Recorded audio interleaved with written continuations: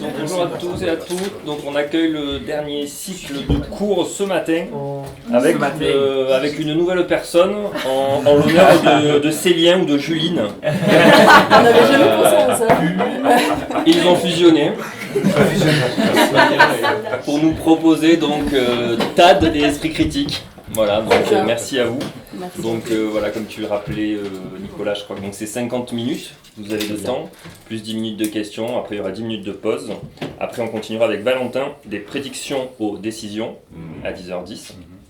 Et on reterminera par Céline avec les dangers de l'esprit critique. Au top. Merci à vous. Merci. Est-ce que je peux vous demander quand ferme la porte, par contre Hélène, est-ce que je peux te demander de fermer la porte ? Oui. Merci beaucoup. Alors, on va faire la rencontre de la TAD et de l'esprit critique. Comment est née cette idée ? En fait, on s'est rencontrés. On va faire comment nous sommes-nous rencontrés ? En 2021, on s'est rencontrés dans le cadre d'un live organisé par Futura Science qu'animait Julien, qui s'appelait « Savons-nous vraiment ce qu'est l'esprit critique ?» Il est toujours disponible sur YouTube par ailleurs. Et donc les participantes, c'était Charlotte Barbier et moi-même. Et après ça, on a gardé contact, Julien et moi. Et à chaque fois qu'il avait des fulgurances, il me parlait de ses idées. Et moi, je discutais sur ma thèse. Et puis voilà, à un moment donné, on s'est dit, mais il y a quelque chose à faire rencontrer au niveau de nos domaines d'intérêt. Et c'est comme ça qu'est né notre papier. The Critical Time for Critical Thinking, c'est un papier qui a été publié l'année passée dans Philosophical Psychology et il est en open access. Donc pour celles et ceux qui lisent l'anglais et que ça intéresserait, n'hésitez pas à vous y intéresser. Donc dans ce papier, on parle d'esprit critique, on parle de la TAD, on parle aussi de la théorie des vertus intellectuelles, qui est une théorie d'épistémologie qui découle en fait de l'éthique des vertus aristotélicienne. Dans le cadre de cette présentation aujourd'hui, on ne va pas faire les trois, on ne va pas en plus parler des vertus intellectuelles, si c'est quelque chose qui vous intéresse, on peut en discuter. Mais aujourd'hui, on va faire surtout esprit critique et TAD, étant donné que depuis hier, vous êtes expert des deux et experte des deux domaines. Alors, allons-y direct. Dans le cadre de cet article, il s'est agi de choisir à un moment donné une définition de l'esprit critique, vu qu'on avait notre catalogue et qu'on n'allait pas pouvoir travailler sur toutes. Donc on a fait un choix et on s'est basé principalement sur la définition de Robert Ennis. C'est celle qui est très populaire, dont je vous avais parlé lundi. Je vous la redonne. La pensée critique est une pensée raisonnable et réfléchie qui vise à décider ce qu'il faut croire ou faire. Et en fait, on l'a choisi parce qu'il y a cet élément de prise de décision. Et c'est ça qui a un peu guidé notre modèle théorique, celui que je vais vous présenter. Donc oui, je ne l'ai pas dit, mais moi je vais présenter du coup le modèle temporel de l'esprit critique et après Julien nous expliquera comment la TAD permet d'expliquer la motivation à penser de manière critique.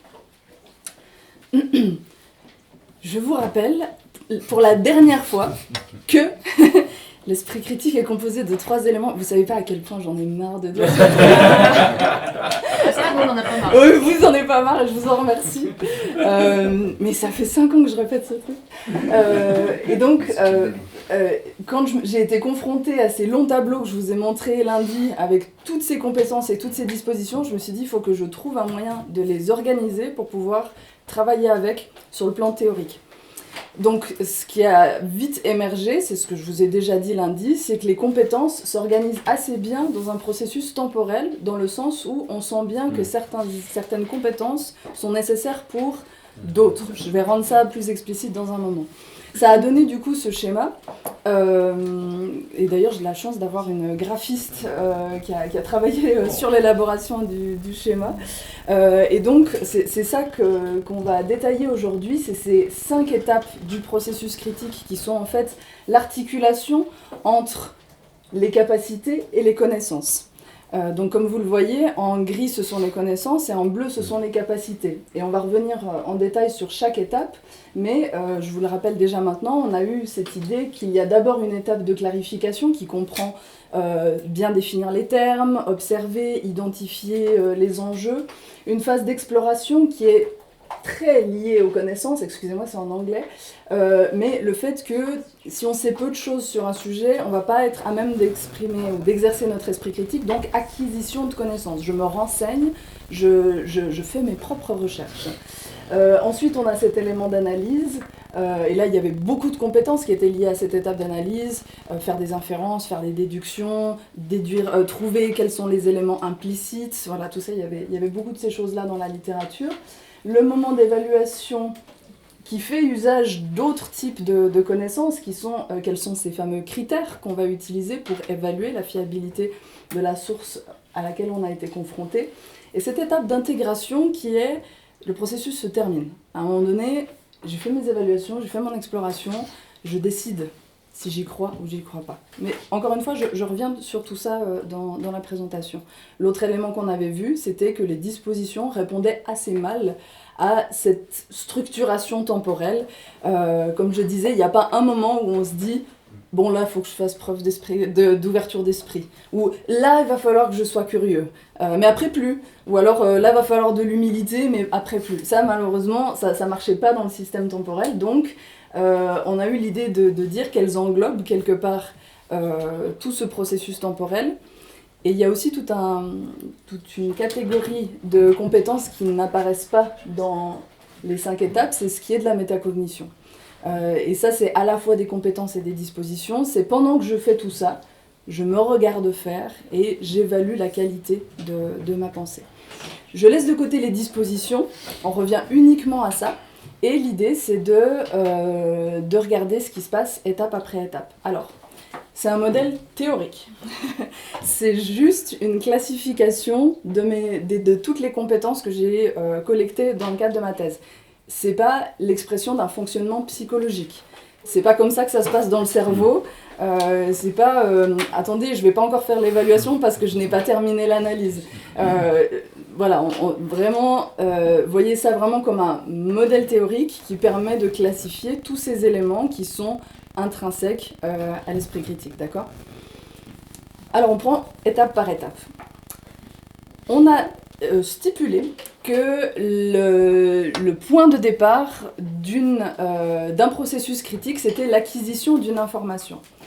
Déjà là, on pourrait discuter, parce qu'il y a des fois où il n'y a pas forcément besoin d'une acquisition pour exercer un esprit critique.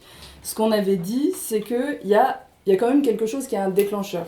Il y a quelque chose qui a capté notre attention, il y a quelque chose où on s'est dit, bon, il y a de l'information, elle peut être nouvelle, elle peut être complètement nouvelle, ça peut être quelque chose qu'on connaît déjà, mais il y a quelque chose qui apparaît sur le plan informationnel. Le point... et ça existe dans la théorie sur l'esprit critique, c'est Jane Hallonen, qui est une psychologue, qui propose cette idée-là. Elle dit qu'on a en nous notre théorie personnelle. Notre théorie personnelle, elle va comprendre toutes nos connaissances, les informations qu'on a déjà reçues, nos valeurs, nos croyances, nos intuitions. Notre théorie personnelle comprend donc tout ce qu'on stocke en nous, nos connaissances, les informations qu'on a déjà reçues, nos valeurs, nos croyances, nos intuitions, nos souvenirs, nos suppositions, tout ça, ça constitue notre théorie personnelle.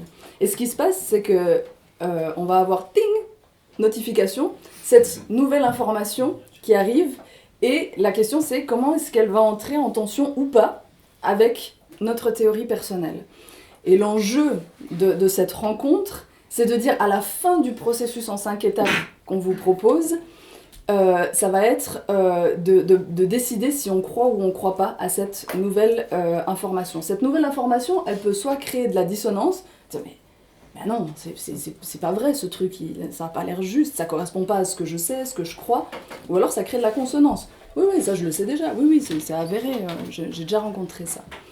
Et donc, comme je viens de l'avoir dit, la finalité du processus, ça va être décider que croire ou faire, parce qu'on se base sur la définition de Robert Ennis. Décider que croire ou faire sur le plan croire, ça va être, et je l'ai déjà dit en début de semaine, soit je crois cette nouvelle information, cette pastille rouge, soit je dis ah oui d'accord, ok, je l'ai évaluée, j'y crois, je l'intègre dans ma théorie personnelle, soit je la crois pas et je la rejette de ma théorie personnelle, ou alors on s'en suit pour notre jugement, et vous savez que ce truc du suspension du jugement, elle n'est pas évidente, mais voilà, je l'ai quand même mis parce que c'est la troisième attitude doxastique. Non seulement je décide ce qu'il faut croire, donc j'adopte une de ces trois attitudes, et ensuite je suis censée agir en conséquence. C'est-à-dire que si j'ai intégré dans ma théorie personnelle que l'homéopathie c'est un scam et qu'il n'y a pas d'effet thérapeutique scientifiquement avéré, je cesse d'en utiliser. Nicolas. J'allais dire, il n'y a pas une approche un peu plus nuancée de ces approches, comment t'as dit, réponses doxastiques? Attitude doxastique, ouais. Genre on peut croire dans une certaine mesure ou suivant les contextes, je vais utiliser cette croyance ou pas. Enfin, ça peut être un peu plus subtil, quoi. Oui, ça peut être plus subtil. Là, évidemment, on le fait de manière caricaturale pour montrer qu'il y a quand même un aboutissement à ce truc-là, en fait. C'est ce qu'on va appeler la phase d'intégration. À la phase d'intégration, à un moment donné, j'ai une position.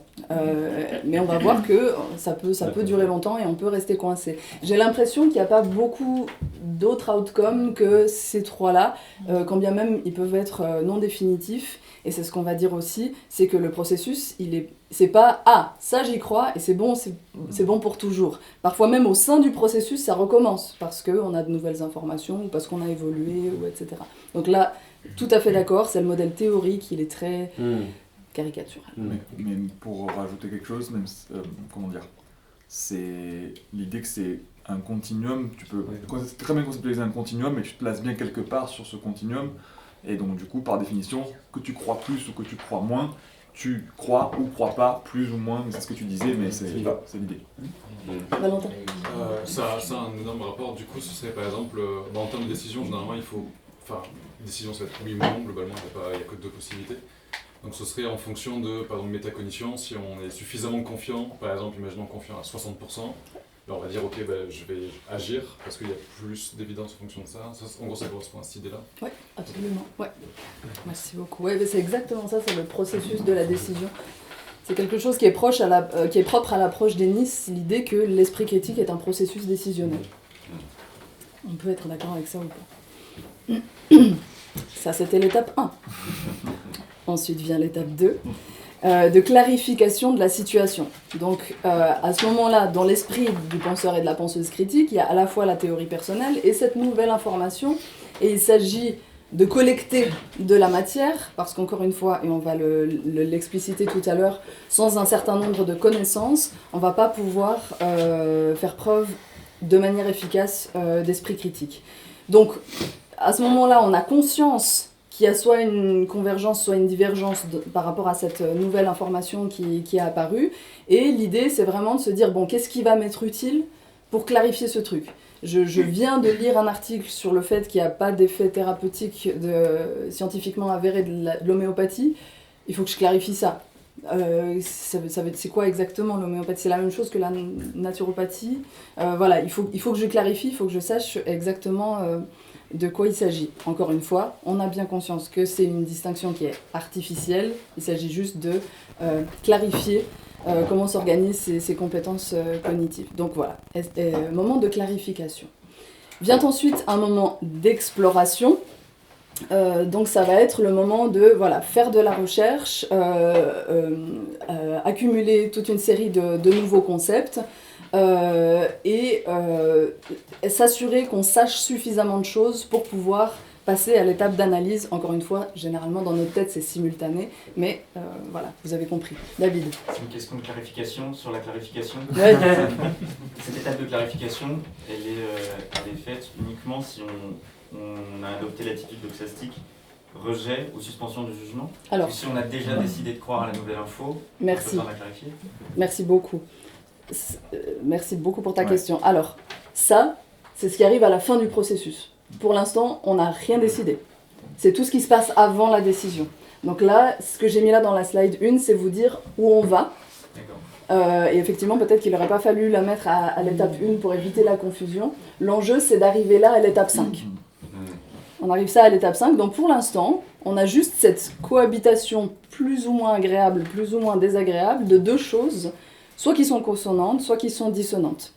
Et donc on va clarifier ce truc-là, on va clarifier cette nouvelle information qui nous arrive et dire bon bah voilà, je viens de lire ça, ça m'a l'air étonnant, de quoi on parle. En fait c'est quelque part ce truc, c'est quelque part ce truc de je vais m'y arrêter, et plutôt que de dire bah je laisse passer, on s'en fout, tout à coup je m'y intéresse. Thomas ? Merci. Ouais, pardon. Ça pourrait être ni l'un ni l'autre, ça pourrait être une info où ça te parle pas, tu n'arrives pas à la relire ou que ce soit. Oui, on va en parler. Patience. Mais oui, absolument, on va en parler, t'as tout à fait raison. Bien vu. Il y avait une autre main, j'ai vu une main. Non. Peut-être. Ok, j'avais vu une main. J'avais pas enlevé la main, mais du coup, ça y est. Merci. Il peut arriver que l'étape 3, si tu veux bien remettre l'étape 3 pour que je ressentisse, voilà, l'exploration n'ait même pas lieu. C'est tellement dissonant que même pas on cherche, on rejette direct. Alors, tu vois, voilà. Si on rejette direct, on n'est pas dans ces étapes-là. voilà. On n'y va pas. Voilà, exactement. Et ça, je vais l'expliquer. Tu disais, Nico ? L'étape 4, c'est cette évaluation des perspectives alternatives. C'est l'évaluation de tout ce matériel qu'on aura réuni pendant la phase d'exploration. On va, après avoir fait cette synthèse, on va évaluer dans le sens, on va appliquer des critères normatifs, inspirés souvent de la méthodologie scientifique, voilà, dans l'idée de faire cette évaluation de la fiabilité de tout ce matériel qui a été collecté. Est-ce que j'ai été me renseigner uniquement sur des sites qui font la promotion de l'homéopathie et du coup, voilà, j'ai mon idée qui est basée là-dessus, ou est-ce que je l'ai fait de manière un petit peu intègre et je suis allée voir des sources dissonantes, etc. Donc il y a vraiment cette phase d'évaluation qui, pour moi, je l'ai dit lundi, constitue le cœur de la pensée critique. Quand on dit qu'une pensée est critique, c'est qu'elle applique des critères et donc elle est fondamentalement normative. Ce qui peut être distingué de certaines approches de la psychologie qui envoient quelque chose de beaucoup plus descriptif. Là, vraiment, l'idée, c'est de dire, bon, j'ai clarifié la situation, j'ai chopé plein de matériel et maintenant je l'évalue sur la base de critères. Là, on voit à quel point on a besoin de connaissances. Si je ne sais pas comment appliquer les critères et si je ne sais pas quels sont ces critères, je ne peux pas faire cette phase d'évaluation. Je pense aux critères, par exemple, que nous a présenté Lucille pendant toute la semaine. Voilà, dans son schéma, il y a plein de critères d'évaluation de la fiabilité d'une source. Eh bien, il s'agit d'appliquer ces choses-là. Et comme toujours, comme je l'ai dit tout à l'heure, non seulement j'applique mes critères pour évaluer la source d'information, mais en plus, je m'évalue moi, il y a toujours ce double mouvement, je m'évalue moi en train d'évaluer la source parce que je regarde si je ne suis pas en plein biais de confirmation, par exemple.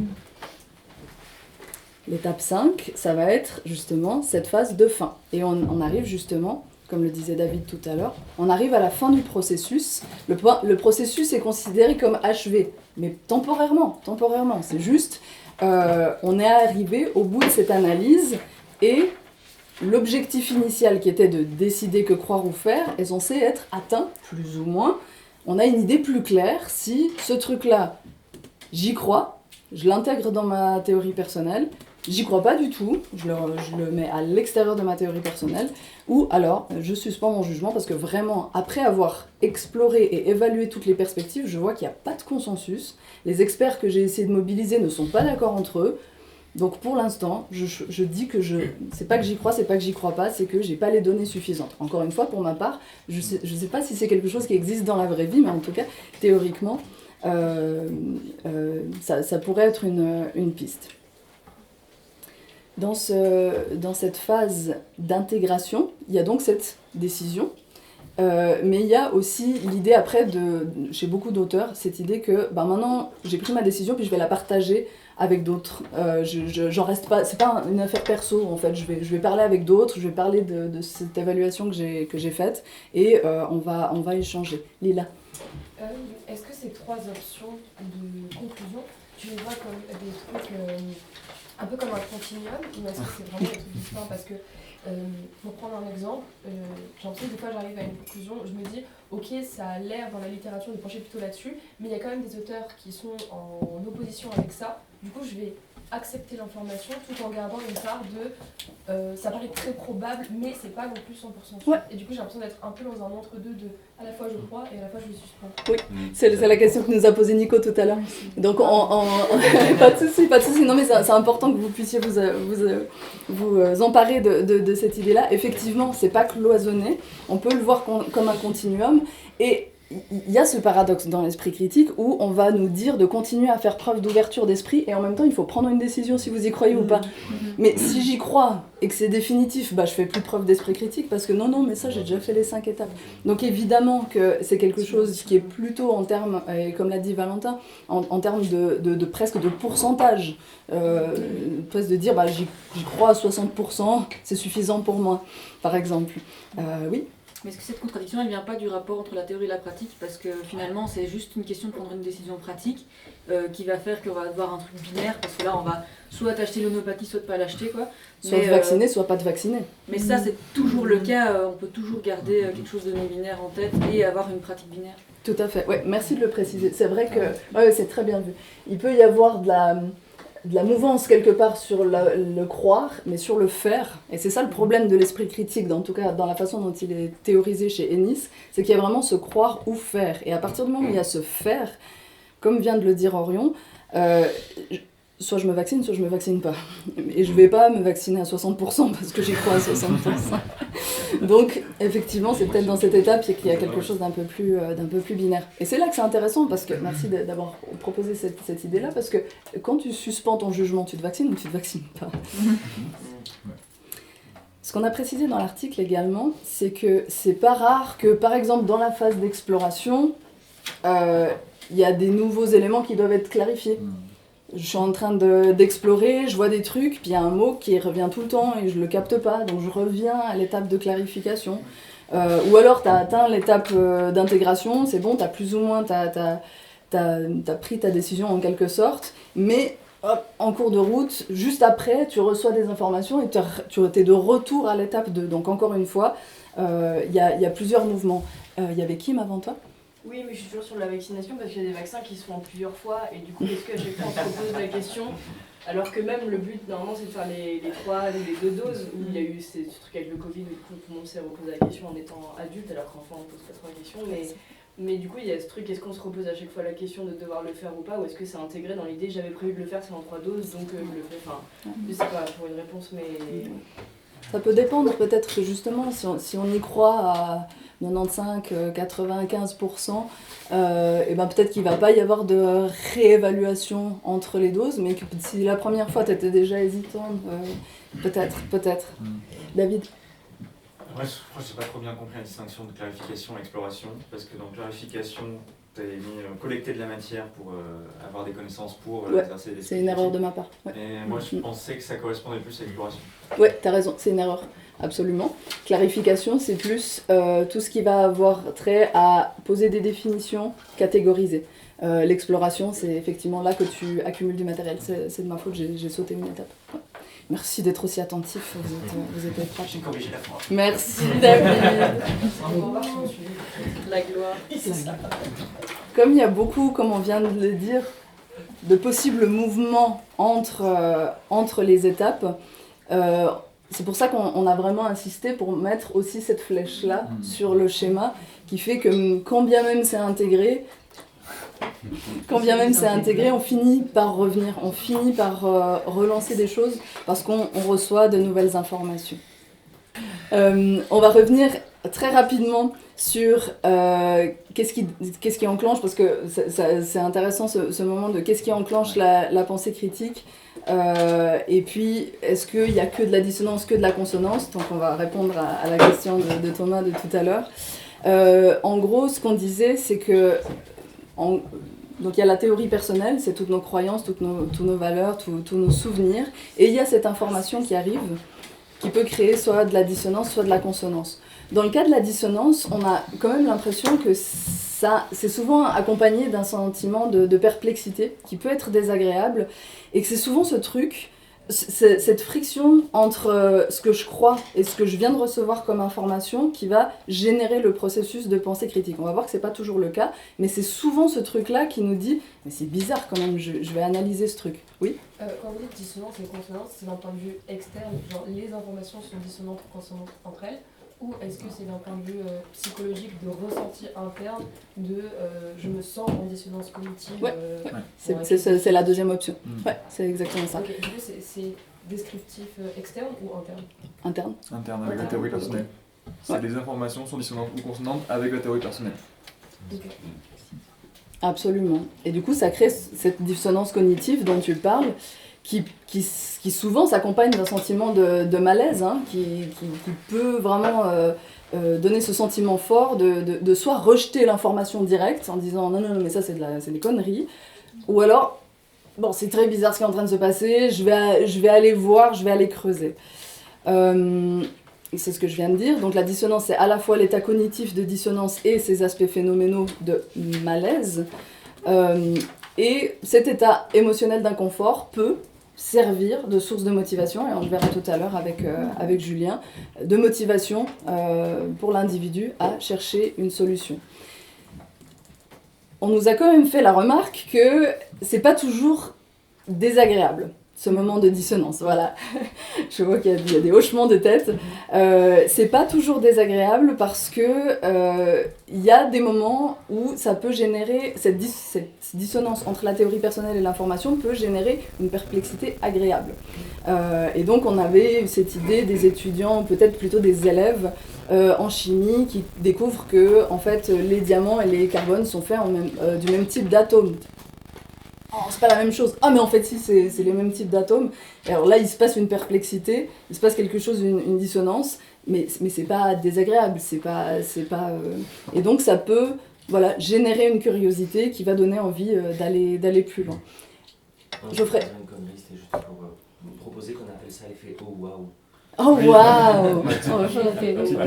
Typiquement quand on en a discuté, j'avais proposé d'appeler ça l'émerveillement en fait. Ah bah oui. Qui est très aristotélicien aussi comme notion. Eva. Juste pour dire, il y a des chercheurs qui travaillent sur cet effet, ils appellent ça l'effet Eureka. C'est assez chouette de voir qu'on on a tous très envie de donner un nom à ce truc-là. Ce qui va déterminer s'il y a un ressenti négatif ou pas, ça va être la force de la théorie personnelle sur cette question. Vous n'avez pas, peut-être pas, je ne veux pas m'avancer pour vous, une théorie personnelle qui est très axée sur les atomes qui composent le carbone et le diamant, et peut-être que si on vous dit quelque chose qui est dissonant par rapport à ce que vos sens vous disent, ça ne vous perturbe pas plus que ça. Mais par contre, imaginons que toute votre vie vous avez pris de l'homéopathie et vous en avez donné à vos enfants ainsi qu'à vos animaux de compagnie, et que tout à coup vous êtes confronté à cette information, c'est cette dissonance-là dont on peut parler qui peut être extrêmement désagréable. Donc, il y a des cas agréables de perplexité, mais il y en a aussi qui sont beaucoup désagréables. Dans le cas de la consonance, et ça nous a aussi beaucoup occupé, est-ce que quand on obtient une information qui va dans le sens de ce qu'on sait déjà, est-ce qu'on doit faire preuve d'esprit critique ? Oui, bien sûr. Oui. Mais on n'a pas ce réflexe. C'est pas possible. Mais on n'a pas ce réflexe. Et parce que sinon, ça veut dire constamment qu'on est censé faire preuve d'esprit critique. Donc, on a été un peu coincé par ça, parce que si on disait on ne fait preuve d'esprit critique que dans les cas de dissonance, ça veut dire qu'on a un complet biais de confirmation, parce que quand c'est consonant, c'est bon, parce qu'on a la vérité. Donc, c'était pas tenable, et en même temps, comme vient de le dire Orion, je peux pas constamment exercer mon esprit critique face à des informations qui vont déjà dans le sens de ce que je crois. Donc, on était embêté avec ce truc-là, et ce qu'on a proposé comme lecture, c'était l'idée qu'il y avait toujours un indice qui va quand même générer les étapes de la pensée critique. Ça peut être un indice sur la source, du genre, oui, ça a l'air d'être en cohérence avec ce que je crois, mais c'est bizarre que ce soit cette personne-là qui le dit, je fais pas trop confiance à cette personne. Ou alors, il y a l'autre effet, c'est trop beau pour être vrai. Et ça, peut-être que vous vous souvenez de l'étude du Lancet sur l'hydroxychloroquine, où qui montrait qu'effectivement, c'était pas une approche thérapeutique adaptée face au Covid, et le Lancet le disait, donc il y avait tout à coup une consonance par rapport à celles et ceux qui étaient déjà très critiques de l'hydroxychloroquine, Et il a fallu quand même faire preuve d'esprit critique pour montrer que l'étude du Lancet avait des gros biais méthodologiques. Donc là, c'est vraiment un cas où il a fallu faire preuve d'esprit critique alors qu'il y avait consonance. Et donc voilà, il y a des cas où effectivement il y a quelques signaux qui viennent éveiller notre vigilance épistémique et ces signaux peuvent être soit dans la source, soit dans l'information elle-même, quand elle est trop belle pour être vraie par exemple, qui fait que tout à coup on se dit « Ah, bah, attends, je vais quand même creuser un petit peu ». Ah bah voilà.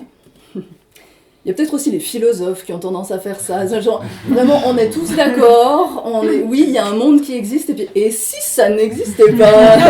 Et si on disait que... Voilà, ça c'est vraiment un truc de philosophe. Et des gens qui ont des tocs. Oh, absolument. Et là, c'est le moment où je vous dis qu'on vous a menti depuis le début, parce qu'en fait, il y a une troisième option. Bah oui, bien sûr. Recalibrer votre confiance en nous. Oui, Thomas. Ouais, tu dis c'est un truc de philosophe, mais moi je pense que ça peut être un truc de maths aussi. Oui, on n'a pas la chasse gardée de la curiosité intellectuelle. Non, il n'y a que nous qui nous posons des questions. Non, absolument. Non, c'est pas ça, mais dans le sens où je me rappelle quand je faisais vraiment des maths, ouais. Il y avait ce plaisir de chercher les cas particuliers, les cas où ça allait marcher, quand c'était les effets limites et tout, tu sortais à la limite du domaine. Et donc, je sais pas, moi j'ai un peu ce réflexe de dire, il y a un truc qui est beau, qui marche, mais et si, ouais. Le plaisir de trouver aussi un truc qui fait que ça marche, tu viens de tester. Et c'était abominable d'essayer d'affirmer quelque chose dans ces cercles-là. Ouais, j'imagine, on s'était tous mis d'accord enfin. On est vraiment l'emmerdeur de ça. Je suis d'accord avec toi et je vois très bien de quoi tu... Enfin, genre ce ressenti qui est différent par contre de la science qui est censée avoir une efficacité. En fait, la philo et les maths sont plus proches parce qu'elles n'ont pas autant de besoin d'efficacité. Oui, c'est vrai. Ouais, c'est vrai.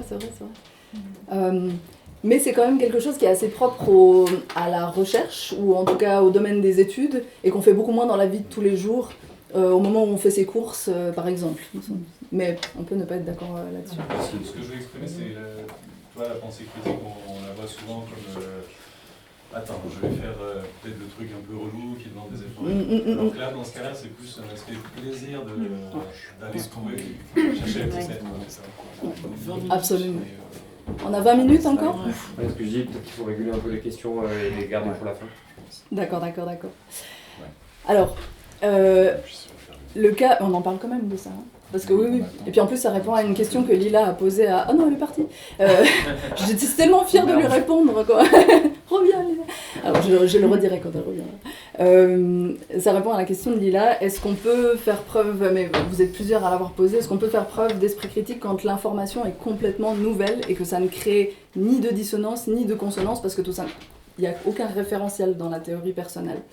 Ce qu'on a avancé, c'est que c'est très rare à l'âge adulte que quelque chose nous arrive, oui on en a parlé, que quelque chose nous arrive et on n'a aucune idée, on n'a pas de référentiel dans la théorie personnelle. Donc là vraiment c'est l'idée de l'information qui est complètement nouvelle. Je vous donne quand même un exemple. Imaginons que vous tombez sur un site internet qui affirme quelque chose et grâce à votre grand esprit critique, vous devez définir si c'est fiable ou pas, si on peut vraiment affirmer ça. Est-ce que les traitements par érétatine et acitérine présentent des risques tératogènes ? Plutôt oui, plutôt non. Voilà, il y a peu de choses dans la théorie personnelle qui viennent... Il y a peu de choses dans la théorie personnelle qui viennent aider à savoir si on y croit ou on n'y croit pas. Généralement, c'est assez rare qu'on ait des éléments qui soient radicalement neufs pour nous. C'est une vraie formulation ou vous avez inventé des mots ? Il y a un vrai article. Oui, j'ai cherché et il y a une réponse. Oui, c'est le cas. Oui. C'est ce que tu pensais, hein. Ça m'étonne pas. Il a mis 95%, je crois. Ah oui, carrément.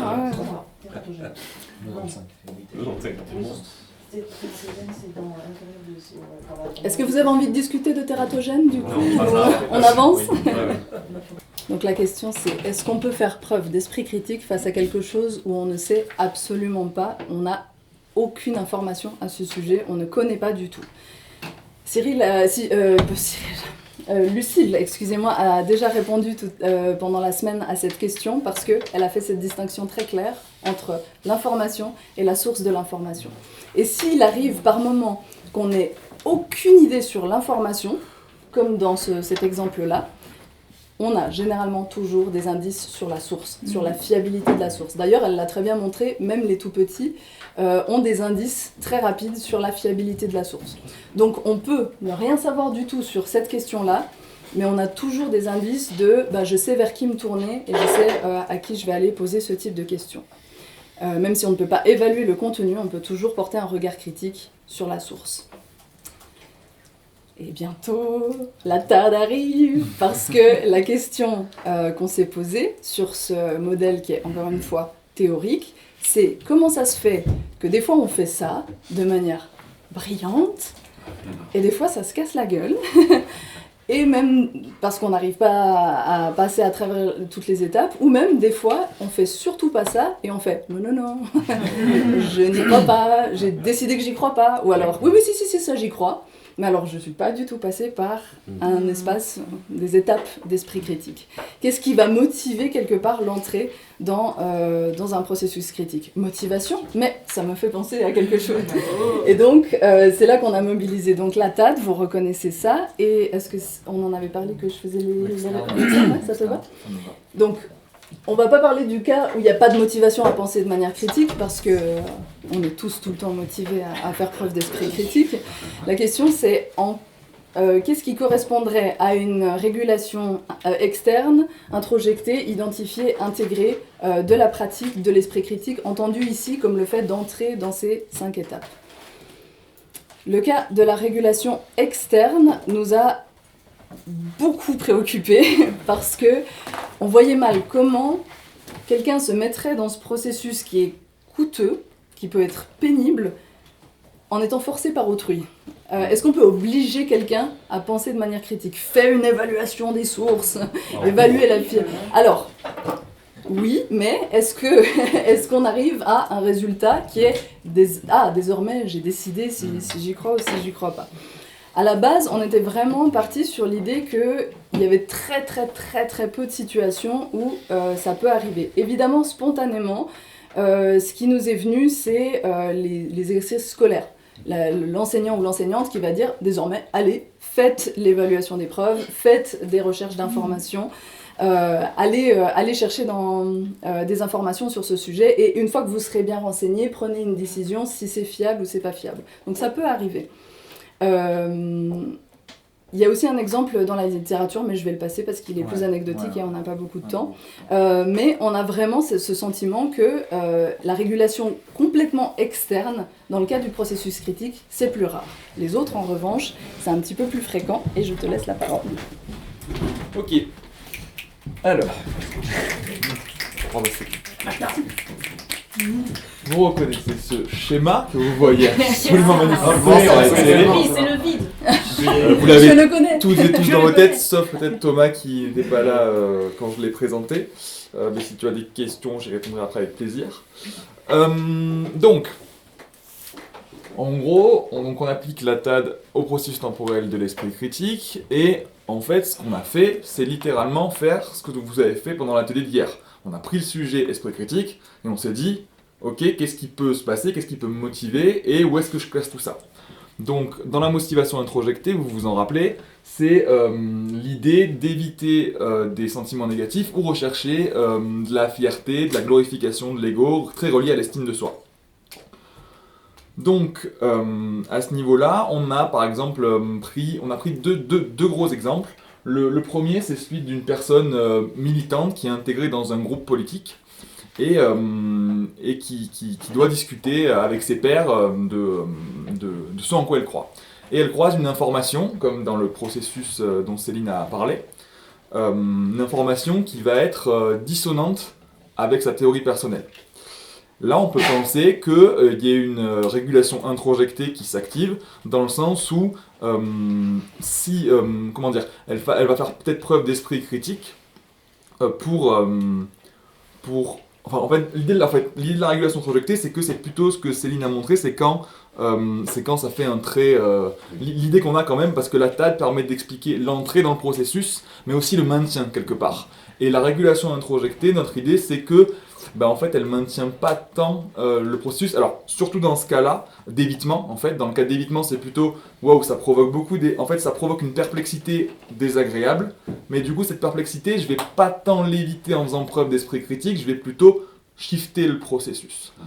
Par contre, dans le cadre typiquement de ce qu'on a appelé les chevaliers ou chevalières de la zététique, ça peut en fait être une motivation à faire preuve d'esprit critique, mais pas pour le processus critique en lui-même, mais pour une validation sociale de la communauté. Et ok, je vais clarifier, mais je vais pas bien le faire. Parce qu'en fait, il y a cette idée aussi dont on a parlé dans l'article, c'est qu'est-ce qui fait qu'on fait bien preuve d'esprit critique, et on a du coup là développé la notion de succès épistémique, c'est qu'on passe par l'ensemble des étapes pour arriver à la dernière étape et intégrer la nouvelle information à la théorie personnelle. Et en fait, la régulation introjectée, l'idée quand même, c'est que elle permet, en tout cas notre point, c'est que elle permet généralement pas si elle permet d'entrer dans le processus, elle ne permet pas de satisfaire les conditions qui permettent d'arriver à la fin du processus et à arriver à un succès épistémique. C'est un peu l'idée. Oui, préciser que quand on le fait pour la valorisation, parce que c'est quand même très stylé d'être un penseur critique, on va avoir tendance à le faire sur les informations dissonantes, pas vraiment sur les informations consonantes. Et ça, c'est aussi une limite de pratiquer l'esprit critique via une régulation introjectée. Du coup, waouh. Si on passe à la régulation identifiée, dont 10 minutes, ça va. Dont on a parlé hier également. Là, c'est l'idée d'identifier un bénéfice instrumental de la pensée critique. Quel bénéfice ça va m'apporter ? Donc un objectif. Typiquement, on a pris l'exemple de quelqu'un qui serait engagé dans la lutte contre le dérèglement climatique. Donc cette personne-là, dans ses actions, au niveau intégré, peut être amenée à faire des actions pour le climat. Mais il y a plein d'autres trucs qu'elle va devoir faire pour servir sa cause. Dans le sens, elle va devoir lire des articles scientifiques, mettre en perspective des informations, analyser les politiques publiques, comprendre les données scientifiques. Tout un tas de choses qui ne sont pas directement liées à ses valeurs, qui sont liées au fait que faire cela apporte un bénéfice à sa cause. Et donc là, il faut faire preuve d'esprit critique pour pouvoir identifier les informations, etc. Et donc ça, c'est assez, comment dire, trivial, mais ça peut permettre d'entrer dans le processus et être une bonne motivation, puisque je vous rappelle qu'on est quand même là, vous vous rappelez, il y a le gradient donc là, d'internalisation et d'intégration, mais en dessous, il y a le gradient d'autodétermination avec la sensation, et à partir d'ici, on est sur des motivations autonomes. Donc c'est cohérent, ce qu'on vous dit là, en fait, le fait que là, généralement, ça shift le processus ou ça permet pas bien de le compléter, c'est cohérent avec l'idée de la table que là, c'est contrôlé, donc finalement, c'est pas des bonnes motivations, entre guillemets. Ça permet un petit peu d'avoir de la motivation, mais c'est pas de la bonne motivation. Encore une fois, bonne au sens, pas au sens moral du terme nécessairement. Alors que là, c'est des motivations autonomes, donc l'identifier commence à pouvoir bien nous motiver à faire preuve d'esprit critique. Mais c'est pas suffisant.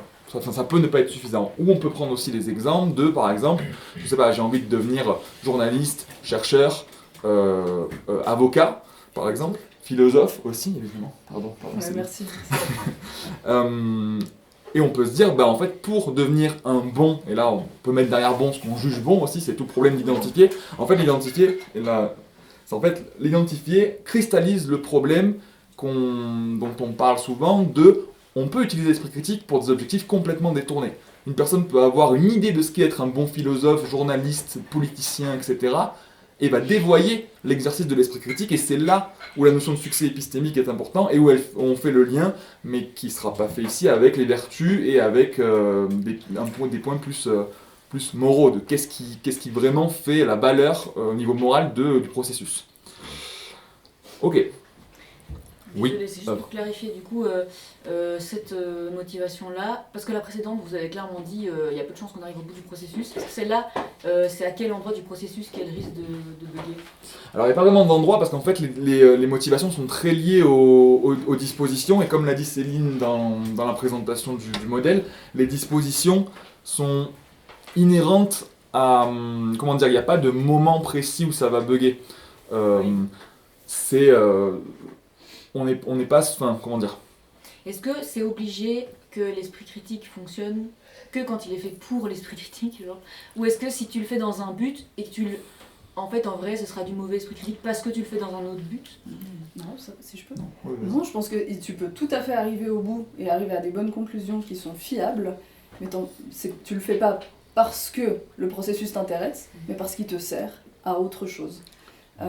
Mais, alors, ça peut être fait dans de très bonnes conditions, puis tu arrives effectivement au bon endroit, ou alors tu peux le faire de manière correcte, sur le plan épistémique, mais avec de mauvaises intentions. Tu utilises tout ce bon savoir des sophismes et des biais et tout ça pour faire passer un message, pour manipuler, pour... Voilà, c'est toujours ce qui se passe, ce que tu en fais, en fait, de ce processus. Mais tu peux tout à fait atteindre un succès épistémique, tout à fait valable, grâce à ce type de motivation. Ok, merci, c'est plus clair. Et après, il faut se rappeler aussi que dans l'ensemble des comportements dans l'ensemble de nos comportements, on est rarement en train d'activer une seule régulation. C'est extrêmement rare. Donc, alors ça, c'est un point qu'on ne développe pas forcément dans l'article, mais là, à titre personnel, je pense que le cas d'une seule régulation identifiée qui motiverait absolument à faire preuve d'esprit critique, c'est relativement des cas qui sont pas inexistants, mais relativement marginaux. J'ai pas vu, 5 minutes ? Ok, donc là on arrive au moment où on est sur les régulations qui sont les plus, motivantes, ou en tout cas qui déterminent le plus la persistance dans le comportement. Donc la régulation intégrée et la régulation intrinsèque, qui sont parfois un petit peu confondues, mais l'idée, comme je vous l'ai dit hier, c'est que l'intégré, c'est les valeurs qui sont très proches du soi et qui régulent le comportement, alors que l'intrinsèque, c'est vraiment l'activité en elle-même. Je ne peux pas faire la dissociation entre l'activité et le plaisir qu'elle m'apporte, alors que là, je peux faire la distinction entre les deux. Du coup, là, on a pris l'exemple, par exemple, d'un professeur au lycée, ou ça peut être un professeur dans n'importe quel type, enfin pas forcément au lycée, au collège, en primaire, etc., qui a intégré pleinement l'idée que transmettre l'esprit critique et faire que les élèves développent un esprit critique, c'est fondamental pour son rôle d'enseignant ou d'enseignante et dans sa pédagogie. Et donc là, il va s'évertuer à faire lui-même preuve d'esprit critique sur comment il va devoir transmettre, enseigner, soutenir l'autonomie et créer un climat en classe pour favoriser la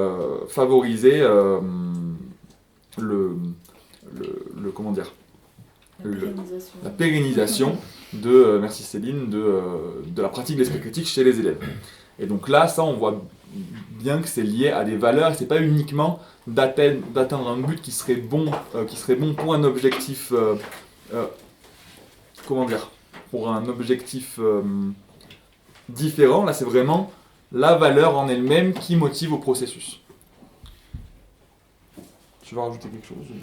Oui, peut-être juste dans la continuité du commentaire d'Orion. Si on pense de manière critique via une régulation identifiée, à partir du moment où on a atteint le but autre de la pensée critique, plus rien ne nous pousse à continuer à pratiquer la pensée critique. Quelque part, on a atteint notre but. Et l'idée, le bel avantage qu'on voit aux deux dernières, c'est vraiment ce truc de comme je le fais pas dans le but d'atteindre autre chose, je le fais pour la beauté du geste, parce que j'estime que c'est quelque chose qui est important pour moi, et ça va me motiver à le faire non seulement tout au long de ma vie, mais en plus à la fois dans des cas de dissonance et dans des cas de consonance, parce que l'activité en elle-même me procure un plaisir ou un bénéfice, même si elle peut être longue et pénible et désagréable par certains côtés, et donc je vais m'y atteler même quand je suis dans une situation de consonance. Et c'est pour ça qu'on estime que c'est quelque chose qu'il faudrait valoriser, cette idée de promouvoir ce type-là de motivation chez les élèves. Voilà, pour la pérennisation. Et c'est là qu'en fait on peut faire un gros lien avec la régulation intrinsèque, parce que tout à l'heure on parlait, vous avez vu, on parlait à un moment donné de quand est-ce qu'on rentre dans le processus, il y a une information de dissonance, de consonance, et on est arrivé aussi au point que la dissonance n'est pas nécessairement désagréable. Mais ça, en fait, ce que ça veut dire, c'est qu'il y a eu, dans le développement des régulations et de l'environnement, une intégration que la valence de la perplexité et de la dissonance n'est pas nécessairement désagréable parce qu'elle sert soit quelque chose d'intégré, le fait de remettre en question quelque chose, c'est dans mes valeurs, et donc du coup, la valence change parce que ce n'est plus désagréable dans l'absolu. J'aime, et au-delà de ça, il y a de l'intrinsèque dans le sens, j'éprouve du plaisir à faire preuve d'esprit critique, et dans ce cas-là, on peut penser à ce que Céline disait sur les philosophes, mais aussi les mathématiciens, etc. Je m'en fous que ce soit consonant, j'aime le processus en lui-même. J'aime réfléchir, j'aime questionner, j'aime tester les limites, et donc là, cette idée de valence, elle est même questionnable, enfin cette idée de dissonance, etc., de consonance, est même questionnable parce que la valence va... Enfin, c'est pas qu'elle est plus importante, c'est que on aime tellement ça, ou c'est tellement ancré dans nos valeurs, que elle va pouvoir se modifier dans l'absolu, c'est un peu l'idée. Voilà. Et on a voulu... pardon. Je pense qu'on peut la passer celle-ci parce qu'on arrive au bout. Ah oui, on arrive au bout. On arrive au bout. Mais comme tu penses. Non, mais on peut prendre les questions, mais aussi faire réfléchir plutôt que qu'on avait proposé des petits slides. Mais en fait, la question, voilà, on pourrait refaire l'exercice d'hier de l'atelier en pensant aussi quelle régulation on a activée ici pour faire preuve d'esprit critique. Bon, je pense qu'il n'y a pas trop de comment dire, on pourrait facilement, je pense, les identifier, et aussi plus largement quels besoins ont été satisfaits, etc. Mais bon, c'est plus pour un débat informel à la rigueur vu qu'on n'a plus trop de temps, et du coup on prend vos questions avec plaisir et merci de votre attention. Alors il y avait Valentin qui avait une question.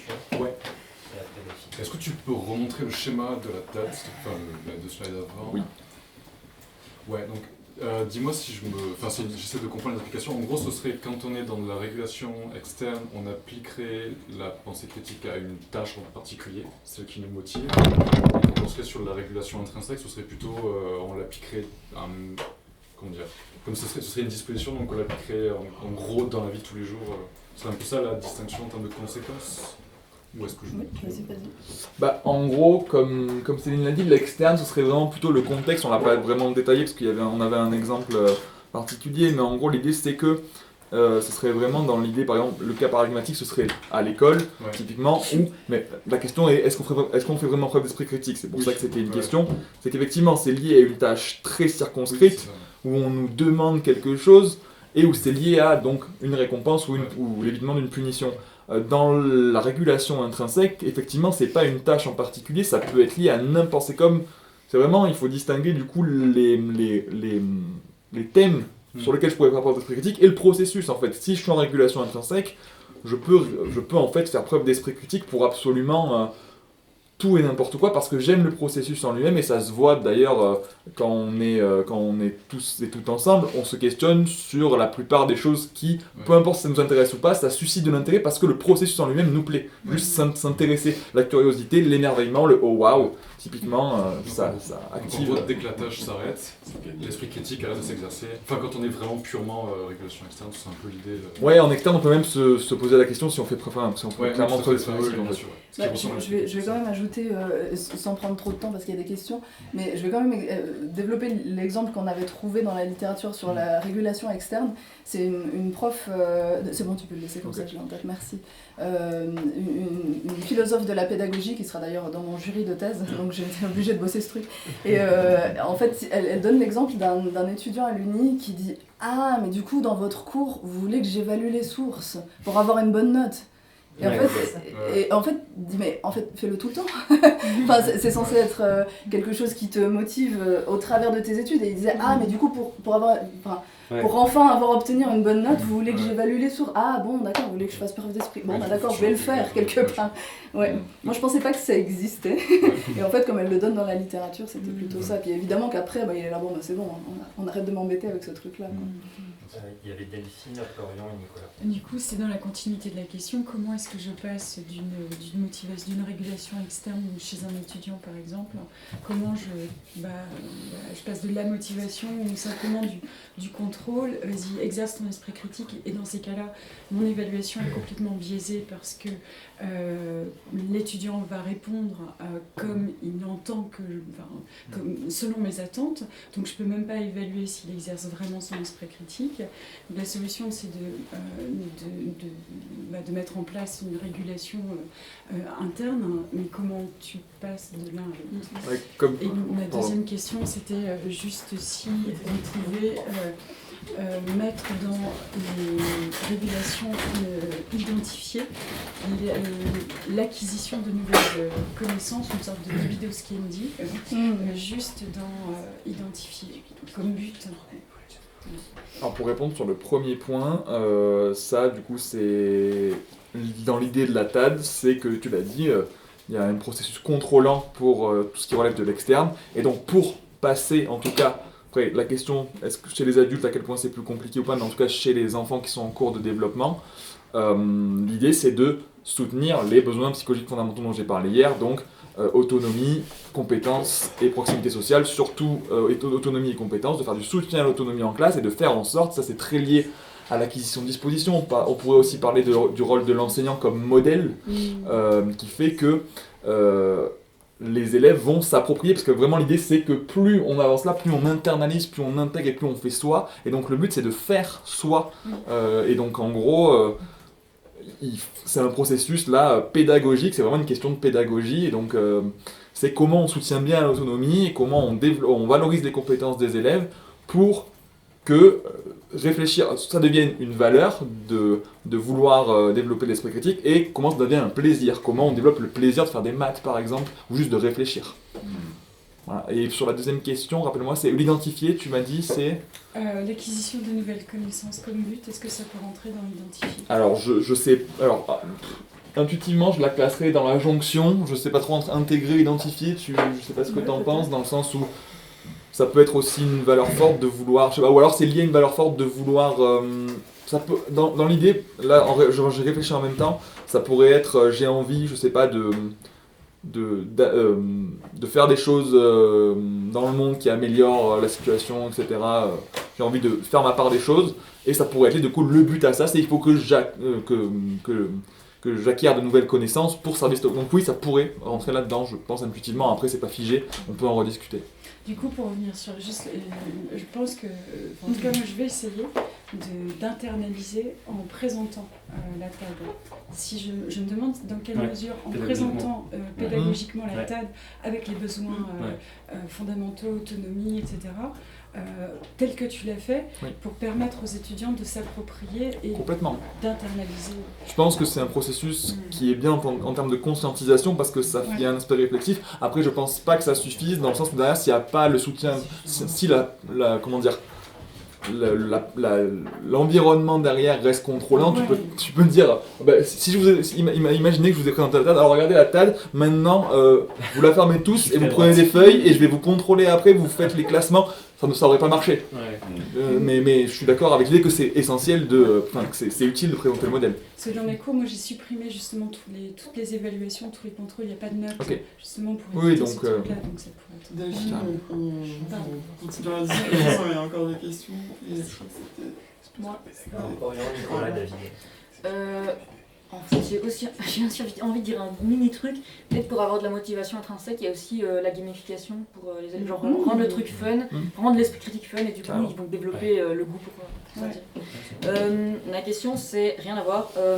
En fait, je me demande comment on place l'esprit critique des complotistes là-dedans, parce que en fait, j'ai l'impression qu'au niveau des motivations, ça va ressembler aussi beaucoup, parce qu'en fait, il peut vraiment y avoir une motivation intrinsèque, genre ils peuvent aimer critiquer. C'est juste, j'ai l'impression que ça va bloquer au niveau de faire les perspectives alternatives, là, le point 5, mais tout le reste, ils vont s'engager dans le processus pour les mêmes raisons. Et on pourrait faire toutes les motivations, enfin genre aussi ça peut être intégré parce que ils ont cette idée qu'être un bon citoyen, c'est un citoyen qui n'est pas un mouton. En fait, c'est vraiment... ouais, voilà. C'est une super question. Absolument, puis tu y as répondu complètement. C'est exactement là où j'irais. C'est d'accord que je réponds. Oui. Parce qu'il y a... vous vous rappelez, j'ai parlé de ces sociologues qui étaient allés rencontrer des complotistes aux Pays-Bas qui eux-mêmes s'appelaient des penseurs critiques. Et dans ce cas-là, effectivement, on est plutôt en introjecté parce que c'est très valorisant l'idée d'être un penseur critique par rapport à être un complotiste. Ça a peut-être changé, mais en tout cas à l'époque il y avait vraiment l'appellation esprit critique qui avait quelque chose de valorisant. Après c'est effectivement très intéressant de voir où est-ce que ça coince dans le processus critique. Souvent c'est à l'étape de l'évaluation parce que sur le plan de l'exploration, on ne peut pas leur retirer ça, ils vont chercher, ils vont se renseigner, ils lisent énormément. Et par contre sur l'évaluation, je reprends l'exemple du monsieur avec son gyroscope. Vraiment, il voit qu'il obtient ces 15 degrés et intégration, nous avons choisi de ne pas croire ça. Et donc peut-être qu'effectivement, c'est entre autres à ce moment-là que ça peut bugger, mais je pense que c'est plus large que ça et ça nécessiterait qu'on s'y penche. Nicolas, Très rapidement. J'essaie de faire rapidement. Ouais.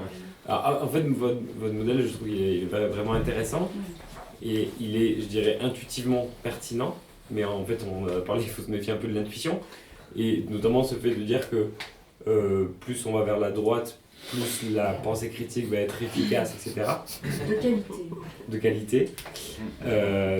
Et est-ce que c'est motivé par des données ou est-ce qu'on pourrait imaginer comment on pourrait expérimenter ça en demandant à des gens des tâches d'esprit critique, essayer de comprendre quelles sont leurs motivations et voir à quel point ils sont efficaces dans leurs tâches pour essayer de valider. Après, j'imagine que concrètement c'est compliqué à faire, mais est-ce qu'en théorie ça pourrait être expérimenté ce truc-là pour...